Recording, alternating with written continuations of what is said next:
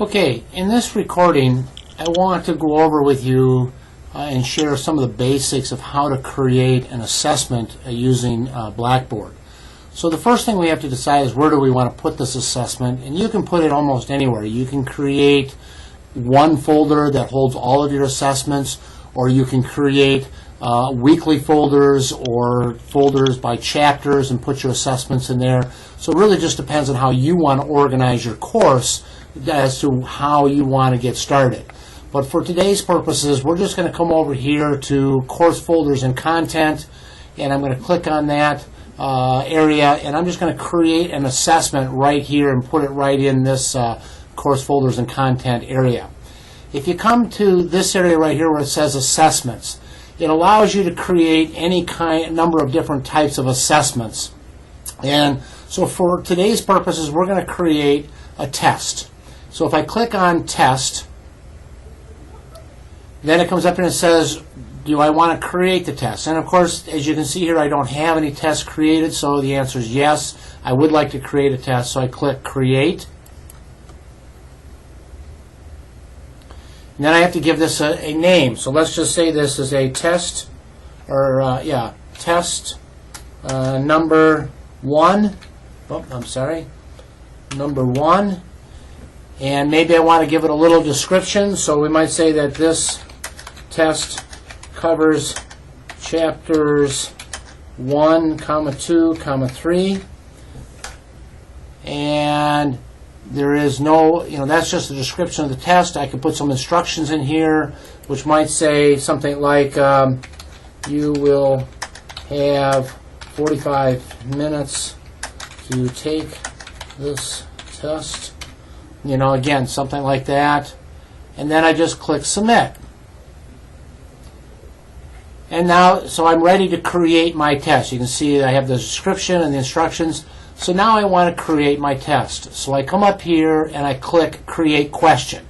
Now you can see that this drop-down box has appeared, and I can really do any number of types of questions. I can do essay questions, multiple blanks, fill in the blank, a jumbled sentence, matching. I mean, you can really do anything you want.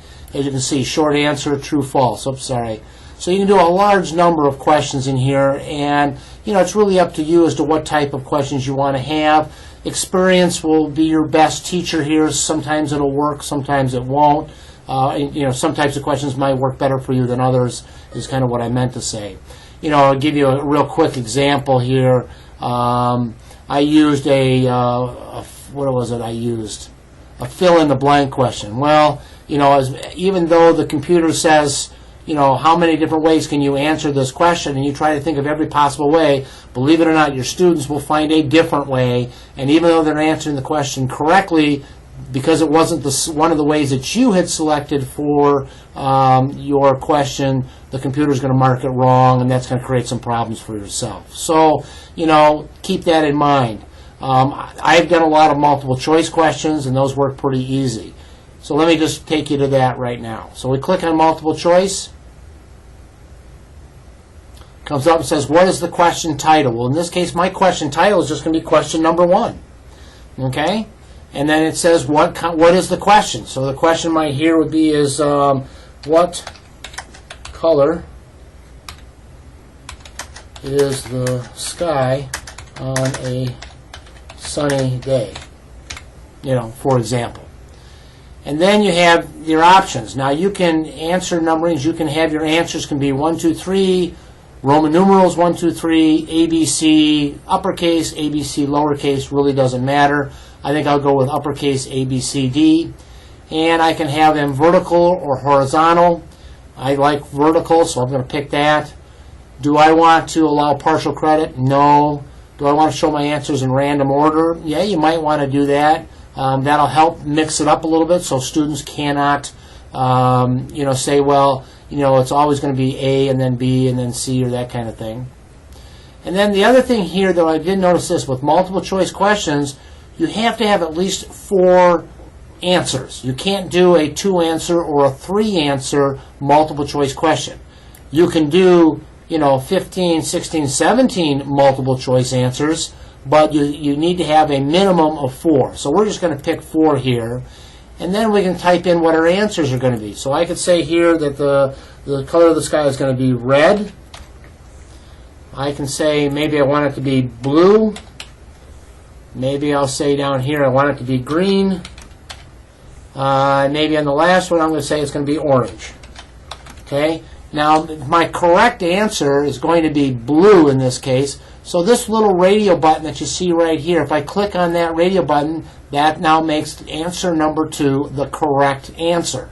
Okay. It will always default to the first one, but you just need to make sure that you click on whatever you click on the correct answer and make sure that radio button is turned on. Then you can come down here and you could have a choice. You have a choice. If they get an answer correct, you could type something in here like good answer, and they can they'll get that if they get the right answer. And if they get here, you can say sorry, try again. You can type that in there, or you can leave these blank and not get anything. That's really totally up to you. And again, your experience will be the best answer there. And the categories and keywords area, I haven't really used that very much, so I'm going to skip over that. Again, I have not used the instructor notes thing very much. I might want to put my own notes in here so that down the road I may want to come back and review this test and try to understand maybe my thoughts when I put it together. I think I could see that as being a good area. And then I just click submit. And then you'll see that my first question has been put in here, and that I can see that the correct answer is B, and that kind of thing. Now, if I notice that I had mistyped this, I can click on this little arrow right here, and it will take me back into, I can go back in there and edit that question. Or maybe I got it in and I really don't like it, I can delete that question. So, or I can create questions above or below this. So, you've got a lot of options here just by clicking on that little arrow there. If I want to create another question here in my test, I would go up here and say create question. And this time I'm going to have maybe a multiple answer question. So it's a little bit different than multiple choices and multiple answers. So again, my question title will be 2. This is going to be here is, say, how many days are there in a month? Okay, and then again, my answering numbering is going to be in the uppercase A, B, C, D. Whoops. Okay. Okay, so there it says that's been changed. Oh, I'm sorry. When I clicked on that, it changed it to a multiple answer question. Okay, yep. I think we're okay there. Well, partial credit, showing a random order. Number of answers, again, I have to have a minimum of 4. So, I'm sorry, when I clicked on this uppercase here, that changed this question to a multiple choice question. I don't want it to be a multiple choice question, so I'm going back and changing this. So you'll see here's my, okay, I guess it kept it the same. Okay. So again, here's my answer. So, how many days are a month? Well, we can say there are 31 days in a month. Maybe we want to say there's 28 days for February. Maybe we say there's 30 days. Maybe we want to say there's 29 days if it happens to be a leap year. And again, we can pick a right answer here. We'll say 31 days. And again, put my feedback in here if I wanted any. And then any notes, and then click submit. Now, I'll be honest with you, that isn't exactly the question that I had in mind for this multiple answer. So I don't really like that question. So I'm going to come down here. I'm actually going to delete this question from my test because I don't like it. It isn't what I wanted. So I'm going to then go back and create another question. And this time it's going to be, let's see, what do I got here? I think I'll just do another multiple choice question. Those seem to be the easiest.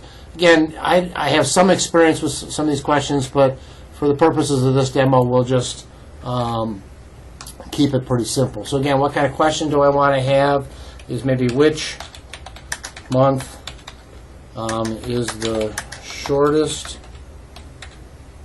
oops, got to spell it right, Your students will let you know if they don't. Okay, so that's my question. So now we're going to say my answer number can be A, B, C, D. I'm going to do the answers in random order. 4, so we can say here April, June,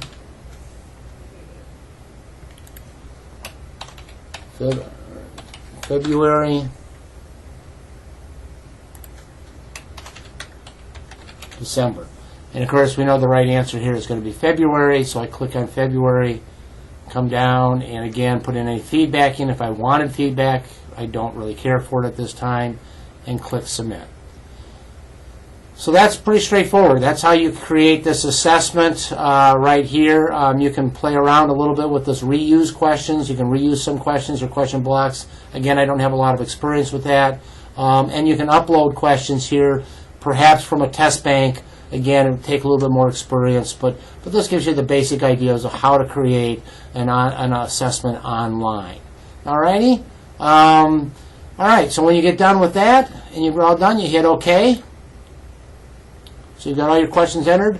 Then it says, do I want to add this test? And it says yes, so I'm going to, it's already been highlighted for me. If I had multiple tests in here, I would highlight the one that I want. I click Submit. And we'll see that we're back to here. Again, I click Submit.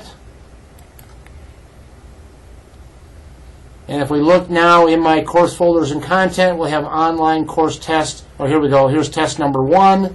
And this test covers chapters 1, 2, and 3. So you can see that's what I have right here.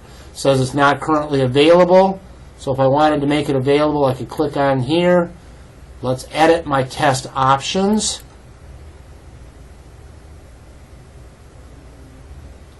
So we're going to say that, make the link available, say yes. Add a new announcement for the test. If I click this yes, then you should be poked through your email that this test has been created here for you. How many attempts do I want to let them have? Well, let's say we want to let them have, let's say they can have multiple attempts, and we'll say they can have 2 attempts at this test. And then forced completion, in other words, once they start the test, they have to complete it in one sitting. I think that's a good idea. And then this set timer here, this is important, that if we say set timer, and we say we want to give them, let's say 45 minutes to take this test. So I put 0 hours, 45 minutes. And this is important. It says here, the user is given the option to continue after the test expires. Leave this off, just like it is here off. And the reason you want to leave this off is that if you have a student who has a learning disability, and quite frequently the accommodation for that is extended test time, that by leaving this off means that the other students who take the test will be notified that the test is about to expire when they get close to this 45 minutes, and that they need to finish the test, and they will scurry and try to finish the test. The student who has been allowed extra test time, you can give them separate instructions, maybe by an email, and tell them that they may continue working on their test even after the test time has expired, and by leaving this auto submit to off will allow you to do that. So that's a very important point. If you want to set your tests up so that, and again, I would set my tests up way ahead of time of the course beginning, but I certainly don't want students taking the test or looking at the tests ahead of time, so I could then set up my date and time stamps for that test. I would not use passwords. I don't see a need for that right now. The due date, I would imagine that if I fill this due date in, that on the home page module there may be a due date calendar, and that this test might show up in there. So this could be a good thing for your online students to do. Then we have include this test in the Grade Center. If you leave this box checked, then it means that it will create for itself a column in your Grade Center, which I'll show you in just a minute. So leave that checked. And then the type of feedback, do they want to have a score or whatever? And so I just say the score. And then how does the test get presented to them? Do they want to see all the questions at one time, or do they want to do one at a time? Personally, I like one at a time. And then I don't want to prohibit backtracking, so they can't go back and change answers. And I'm also going to randomize the tests, so that way two students can't get on their iPhones together and take the test together, because they won't be seeing the same questions, and because they only have 45 minutes, and because they can't backtrack, makes it a lot more difficult for students to collaborate on taking this test. When I get all that done, I click on Submit, and I have my test is ready to go, and you can see it's live and ready to go. Okay? So just as a double check, let's go to our Grade Center. Click on Full Grade Center. And if we've done everything correctly, when I scroll over to the very far right-hand side, I should find there is my test number 1, which has been created and put into my Grade Center. So we're all done. We're ready to go. Students now can take the test, and when they complete the test, their grades will automatically be recorded here. So that's a little bit about online course assessment, and I'll see you next time. Thank you.